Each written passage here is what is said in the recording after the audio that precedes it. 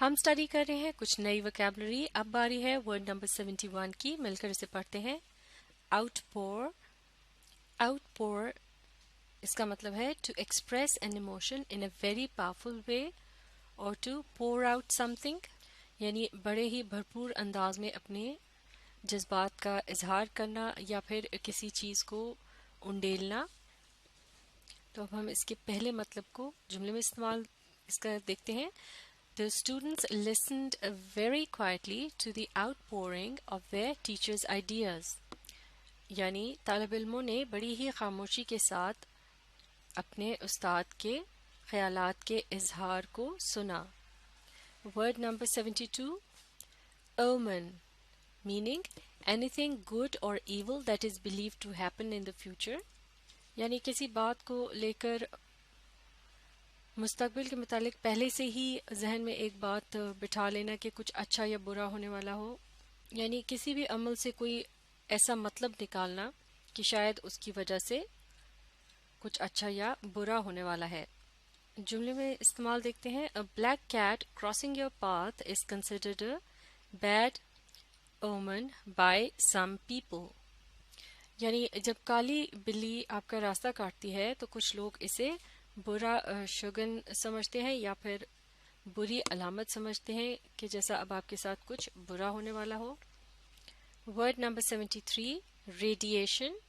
Meaning the energy radiated or transmitted in the form of rays, waves or particles. یعنی جب کسی چیز سے کرنوں، لہروں یا پھر ذرات کی صورت میں توانائی باہر نکلتی ہے یا پھر ایک چیز سے دوسری چیز میں منتقل ہوتی ہے جسے ٹرانسمٹ ہونا کہتے ہیں، تو یہ سارا عمل جو ہے یہ ریڈیشن کہلایا جاتا ہے. جملے میں استعمال دیکھتے ہیں. The radiation from a nuclear reaction can be very dangerous.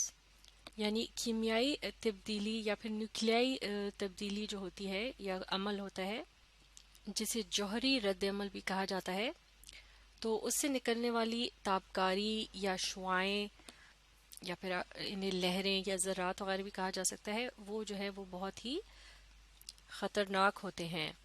Word number 74. Wringing of hands. Meaning twist one's hands together due to great distress. یعنی جب پریشانی کی حالت میں ہاتھوں کو جس طرح سے مسلا جاتا ہے جسے ہاتھ ملنا بھی کہا جاتا ہے، تو اسے انگلش میں رنگنگ آف ہینڈز کہا جاتا ہے. جملے میں استعمال دیکھتے ہیں. The coach kept wringing his hands while watching the last over of an interesting match.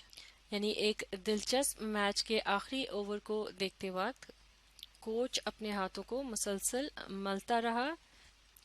چونکہ کوچ جو ہوتا ہے وہ دراصل ٹیم کے کھلاڑیوں کی تربیت کرتا ہے اور یقیناً میچ کا فیصلہ آنے کے وقت اس کی حالت جو ہے خاصی دباؤ کا شکار ہوتی ہے، تو اس طرح سے وہ پریشانی کا اظہار کر سکتا ہے. یا پھر بعض اوقات اکثر لوگ پریشانی میں بے اختیاری میں یعنی بغیر سوچے سمجھے بھی اس طرح سے کرتے ہیں کہ وہ اپنے ہاتھوں کو ملنے لگتے ہیں، جس سے دیکھنے والے کو بھی یہ اندازہ ہو سکتا ہے کہ وہ خاصے پریشان ہو گئے ہیں کسی بات کی وجہ سے.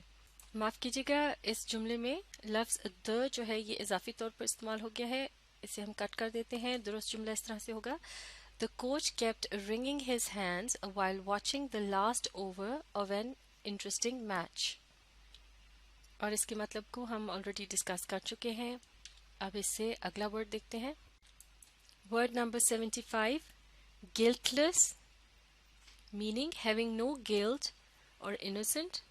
یعنی احساس جرم محسوس نہ کرنا یا پھر معصوم ہونا یعنی بے گناہ ہونا. جملے میں استعمال دیکھتے ہیں. He stood guiltless while the charges against him were read out in the courtroom.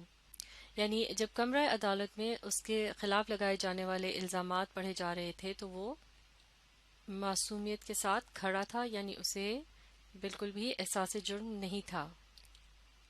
Word number 76. Vanity. Meaning excessive pride in one's own appearance or achievements.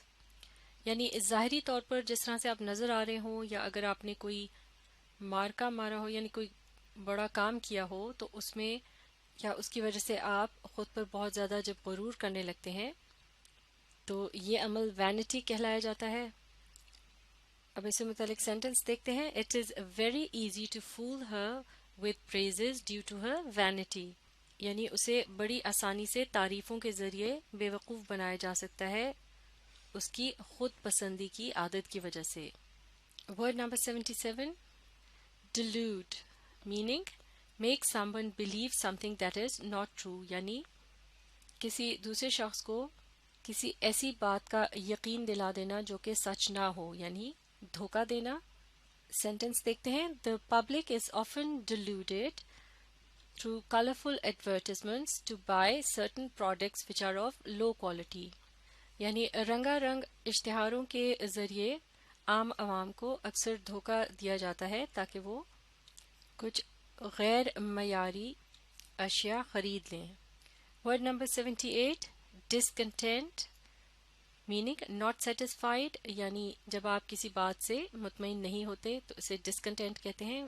Sentence دیکھتے ہیں. The results of the new elections show the discontent of the public against the previous ruling party. یعنی election کے نئے نتائج، معاف کیجیے گا، نئے الیکشنوں کے نتائج یہ بتا رہے ہیں کہ عوام گزشتہ حکمران پارٹی سے مطمئن نہیں ہے. یعنی اس کا یہ مطلب بنتا ہے کہ نئے نتائج سے یہ پتہ چل رہا ہے کہ کسی نئی پارٹی کو چنا گیا ہے کیونکہ عوام جو ہے وہ اس سے پہلے حکمرانی کرنے والی جو پارٹی ہے اس سے مطمئن نہیں تھے، لہٰذا انہوں نے ان کے لیے ووٹ نہیں کیا. Word number 79, unaffrighted, meaning not afraid. زیادہ تر قدیم یا پرانی انگریزی میں یہ لفظ استعمال کیا جاتا تھا اور not afraid سے مراد ہے یعنی بلا خوف و خطر یا پھر بغیر کسی خوف کے. جملے میں استعمال دیکھتے ہیں. The brave fireman ran into the burning house to save the residents, unaffrighted by the flames. یعنی آگ کے شعلوں سے ڈرے بغیر آگ بجھانے والے عملے کا ایک بہادر رکن جو تھا یا وہ شخص جو تھا وہ بھاگ کر جلتے ہوئے گھر کے اندر گھس گیا تاکہ اس کے مکینوں کو یا رہائشیوں کو بچا سکے. Word number 80, scorn, meaning to feel or express anger for something or to refuse. یعنی کسی بات پر غصہ محسوس کرنا یا غصے کا اظہار کرنا یا پھر کسی بات سے انکار کرنا، اسے scorn کرنا کہتے ہیں. سینٹنس دیکھتے ہیں. She scorned at the plan of going out on a picnic as she was not feeling well. یعنی اس نے پکنک پر جانے کے منصوبے پر غصے کا اظہار کیا کیونکہ اس کی طبیعت بالکل ٹھیک نہیں تھی. تو یہ تھے چند اور اہم الفاظ جنہیں ہم نے ان کے معنی اور سینٹنسز کی مدد سے سمجھنے کی کوشش کی. انہیں اچھی طرح سے سیکھنے کے لیے آپ اس ویڈیو کو ری پلے کیجیے اور اس کے ساتھ ساتھ پڑھنے، سمجھنے اور لکھ کر پریکٹس کرنے کی کوشش جاری رکھیے.